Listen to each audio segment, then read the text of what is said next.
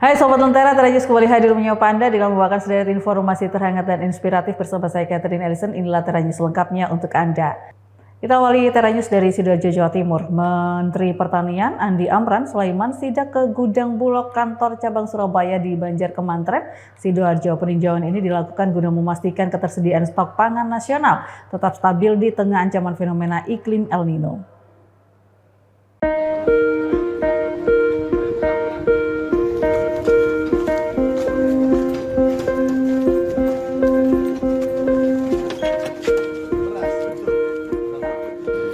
Sidak ke gudang Bulog yang berada di Banjar Kemantren, Bunduran, Sidoarjo, Menteri Pertanian Andi Amran Sulaiman ingin memastikan bahwa stok beras Bulog aman.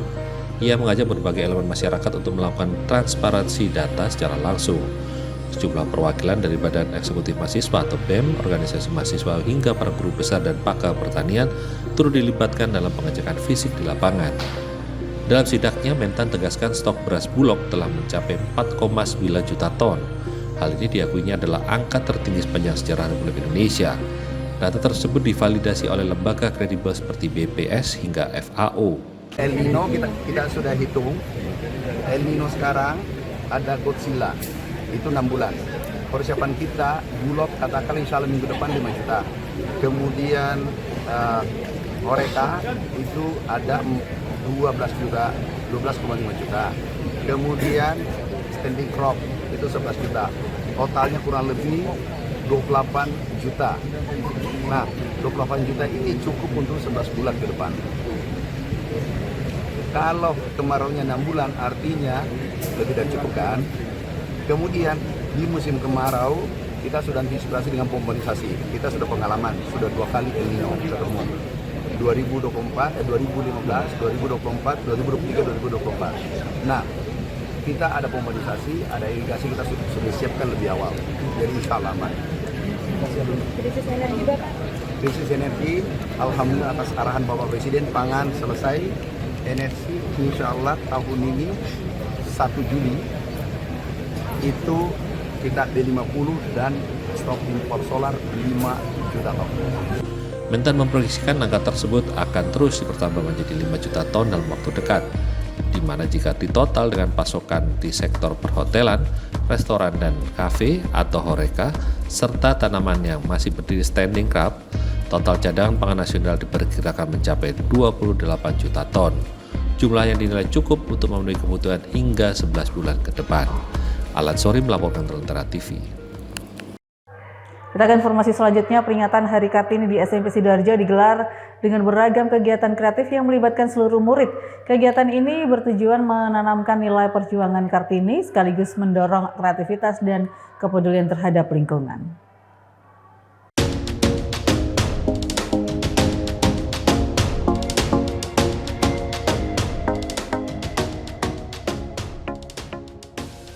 Peringatan Hari Kartini di sebuah SMP di Sidoarjo digelar dengan beragam kegiatan kreatif yang melibatkan seluruh murid mulai kelas 7 hingga kelas 9. Kegiatan ini bertujuan menanamkan nilai perjuangan Kartini sekaligus mendorong kreativitas dan kepedulian terhadap lingkungan. Para murid menunjukkan kreativitas melalui berbagai kegiatan seni. Di antaranya melukis wajah Kartini, membuat kolase wajah Kartini dari biji-bijian, serta mewarnai wayang Kartini. Kegiatan tersebut menjadi sarana bagi murid untuk mengenal lebih dekat sosok pahlawan emansipasi perempuan Indonesia. Tidak hanya berbasis seni, sekolah juga menggelar kegiatan peduli lingkungan melalui program No Plastic Day. Para murid diajak untuk mengurangi penggunaan plastik sekaligus menumbuhkan kesadaran menjaga lingkungan sejak dini. Rangkaian peringatan Hari Kartini ini juga diisi dengan pameran co-kurikuler, pembuatan Tree of Hope, deklarasi kesetaraan gender, pembacaan puisi tentang Kartini dan Hari Bumi, serta penampilan tari dan siswa. Salah satu siswi kelas 7 Azalea Raya Adinegara mengikuti kegiatan membuat kolase wajah Kartini menggunakan biji kacang hijau dengan beras merah. Kegiatan tersebut menurutnya menarik dan melatih kesabaran. Pihak sekolah menyebutkan peringatan Hari Kartini dikemas melalui berbagai kegiatan edukatif untuk menggali potensi para murid. Melalui kegiatan ini, diharapkan para siswa dapat meneladani semangat Kartini dalam memperjuangkan kesetaraan dan memberi manfaat bagi lingkungan serta masyarakat. Kalau bagi saya, sosok Kartini itu wanita yang hebat karena dia telah memperjuangkan untuk kesetaraan gender bagi wanita? Kami ingin anak-anak memiliki proses tujuan kesetaraan gender. Kami ingin anak-anak lebih berdaya, sehingga dengan setara dan berdaya itu kemudian anak-anak mampu menginspirasi. Inspirasi tidak hanya dirinya, tapi inspirasi lingkungan sesuai dengan kemampuan dan potensi anak-anak. Alan Sori melaporkan untuk Antara TV. Usai jeda kita akan hadirkan informasi tentang aplikasi penyedia informasi di saat terjadi kebakaran. Tetap bersama kami di Tera News.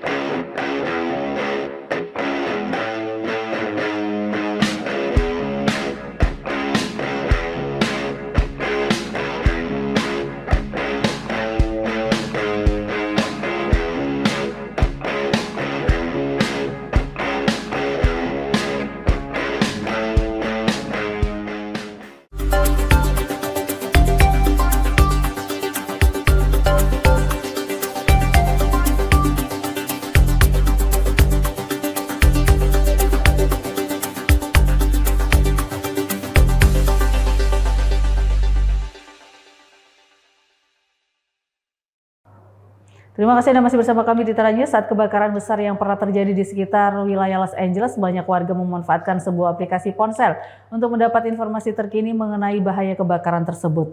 Nah, aplikasi ini memakai beragam sumber data untuk memberikan informasi terinci dan terlokalisasi kepada penggunanya. Lantas seperti apa aplikasi tersebut? Berikut liputan selengkapnya untuk Anda. Ketika kebakaran Los Angeles membakar dan mengancam sejumlah komunitas, maka warga dan regu pertolongan pertama memerlukan informasi yang bisa segera digunakan untuk mengetahui zona evakuasi, arah angin dan asap, pemadaman listrik, dan berbagai informasi lain. Banyak warga bergantung pada aplikasi Watch Duty yang dioperasikan sebuah tim yang berada ratusan kilometer jauhnya di California Utara. Watch Duty memberikan informasi penting kepada warga tentang wabah baru, perubahan pola angin, dan masalah lainnya. Ini bisa dianggap sebagai pusat operasi darurat virtual yang memberikan informasi terbaru dari beberapa kawasan permukiman saat krisis sedang terjadi. My emergency and my neighbor who lives, a quarter mile away from me, our emergencies are much different as well. That rings true through communities everywhere, and that's where technology really comes in. Penyampaian informasi terinci dan terlokalisasi oleh Watch Duty adalah salah satu alasan mengapa aplikasi ini memiliki 7 juta pengguna. Sebagian besar mengunduh aplikasi dalam beberapa pekan terakhir. Kesuksesan Watch Duty menunjukkan bahwa teknologi seperti kecerdasan buatan dan sensor akan memberikan warga dan regu pertolongan pertama informasi waktu nyata yang dibutuhkan untuk bertahan hidup dan melawan bencana alam. Salah satu mitra teknologi Watch Duty adalah Alert California yang dijalankan Universitas California di San Diego. Jaringannya terdiri atas 1.000 kamera lebih di seluruh California yang telah disempurnakan dengan kecerdasan buatan, yang seringkali mendeteksi kebakaran sebelum ada laporan warga. Together we become the eyes and ears, and then we disseminate that into reports to the public through our platform. Mitra Watch Duty lainnya adalah N5 Sensors, perusahaan di Maryland yang memasang sensor di darat untuk mendeteksi asap, panas, dan tanda-tanda kebakaran lainnya. They are like a nose, if you will. So they detect smoke anomalies and different chemical patterns in the air. Meski kebakaran menjadi fokusnya, Watch Duty juga berencana untuk melacak bencana alam lainnya, seperti tornado, angin topan, gempa bumi, dan tsunami. We want to be that one-stop shop where people can go and get this information, and in those times of duress, have a source that makes it clear and concise what's happening. Layanan Watch Duty mencakup 22 negara bagian, sebagian besar di kawasan barat Amerika. Dan mereka berencana memperluas layanannya ke seluruh wilayah Amerika Serikat. Dari Washington DC, saya Helmi Yohanes dan tim VOA. Mengecat kuku secara rapi terkadang membuat kaum perempuan harus menghabiskan waktu cukup lama di salon, tapi di San Francisco, Amerika Serikat, kini ada bisnis manicure robotik yang memanfaatkan visi komputer dan kecerdasan buatan untuk mengecat kuku secara presisi dalam waktu singkat. Renuka Apti adalah seorang insinyur perangkat lunak yang senang kukunya dicat rapi. Tapi ia tidak senang mengungkap ke rekan-rekannya di Silicon Valley berapa banyak waktu ia habiskan untuk rutinitas perawatan kecantikan, menurutnya kepada VOA. It would make me feel guilty and frivolous. Renuka berharap untuk membuat prosesnya lebih cepat dan lebih mudah diakses berkat bisnis baru manikur robot yang ikut didirikannya. Robot ini membawa visi komputer terbaru, pemetaan 3 dimensi, dan kecerdasan buatan ke salon. We call it quick serve beauty, so the idea is express beauty routines for people on the go. 2 kamera mengambil 100 foto kuku, dan perangkat lunak menyatukan gambar-gambar itu menjadi model 3 dimensi. Semuanya terjadi hanya dalam waktu 1 detik. And then that gets shipped to our algorithms, and that's what we call the path plan, which actually figures out where to send the nozzle to actually dispense the polish. Akurasi sangatlah penting saat mengecat kuku. Robot berada dalam jarak sekitar 0,3 mm dari tepi kuku. Dan saat cat kuku biasa tidak bisa dipakai dengan robot, para pendirinya harus membuat sendiri cartridge cat kuku mereka. Untuk berhasil di bidang kecantikan, robot harus bisa meniru beberapa hal yang dilakukan manusia secara alami, seperti berimprovisasi dengan cepat, menurut Direktur Pelaksana Silicon Valley Robotics, Andrew Kay, kepada VOA. And it's the reliability and the ability to deal with variation that separates a viable, successful robotics company from an invention. We will never be like the sit down, relax artistry of a nail salon. We will always be this quick in and out experience. Renuka kini tengah membicarakan dengan sejumlah hotel dan toko kelas atas serta tempat lainnya mengenai kemungkinan menempatkan stasiun manikur robotnya agar lebih mudah dijangkau oleh konsumen yang membutuhkan. Dari Arlington, Virginia, saya Helmi Yohanes dan tim VOA. Sesaat lagi kita akan membahas tentang restoran di Amerika Serikat yang banyak menyajikan menu-menu halal. Jadi tetap bersama kami di Tera News.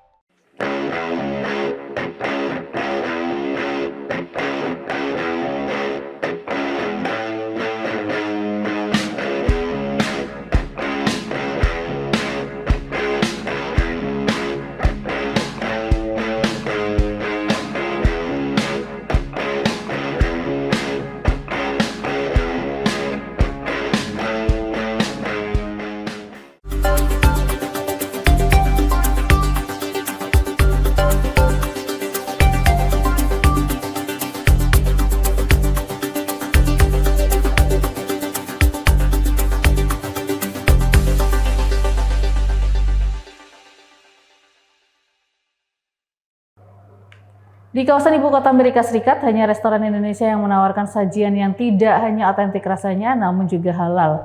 Arta Harini Indonesian Restoran adalah restoran yang bisa menjadi pilihan kuliner halal bagi warga muslim di ibu kota Amerika Serikat.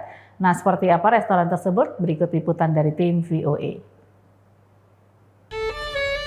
Sampai sekarang pun aku masih nggak nyangka bahwa kita ternyata bisa punya ini. Yang ada sekarang hanya bisa bersyukur aja. Ini adalah satu-satunya restoran Indonesia di wilayah ibu kota Washington DC. Namanya Artarini Indonesian Restaurant, tepatnya di wilayah Kensington. Kita sudah sampai di restoran halal yang otentik, Artarini Indonesian Restaurant. Oke, dari sini udah kelihatan yaitu ada tulisan halal paling atas, pemirsa. Pemilik restoran adalah pasangan suami istri warga Indonesia, Artarini dan Wirawan. Restoran ini baru buka pertengahan tahun 2023 dan berkomitmen untuk hanya menyajikan makanan halal. This is what's nice about the DMV is we have such a big Muslim community that is diverse. So you get to actually get the cuisines of the world. Apa alasan restoran ini menyajikan makanan halal? Walau sebenarnya bahan-bahan makanan halal lebih mahal. Karena dengan halal, semua orang insya Allah bisa makan. Meskipun yang non-muslim, ya kan? Gitu. Yang nggak hanya muslim doang yang bisa makan halal kan, tapi non-muslim juga bisa. Gitu. Awalnya pasangan ini kesulitan permodalan. Mereka harus merelakan menjual mobil pribadi. Bahkan mereka mencairkan dana asuransi jiwa mereka sebagai modal awal. Akhirnya kita ambil itu life insurance, kita jual food truck, kita jual mobil. Kita ambil ini. Sebelum akhirnya bisa memiliki restoran sendiri, Artarini melayani usaha catering sejak tahun 2004 silam. Pelan-pelan usahanya berkembang dan semakin dikenal. Dan sejak melayani catering pun, Artarini sudah menyajikan makanan halal.